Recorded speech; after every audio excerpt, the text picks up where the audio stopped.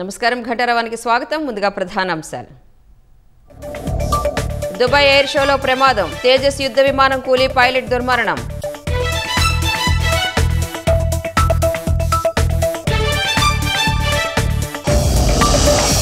సంజీవని ప్రాజెక్టును రాష్ట్ర వ్యాప్తంగా అమలు చేయాలన్న సీఎం, ప్రణాళికలు రూపొందించాలని అధికారులకు ఆదేశం.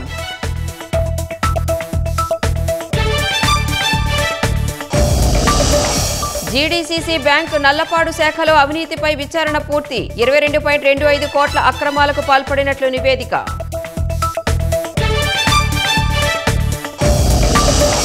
ఐబొమ్మ నిర్వాహకుడు ఇమ్మంది రవిపై 5 కేసులు నమోదు, సినిమాల పైరసీ కేసులో 2వ రోజు విచారణ.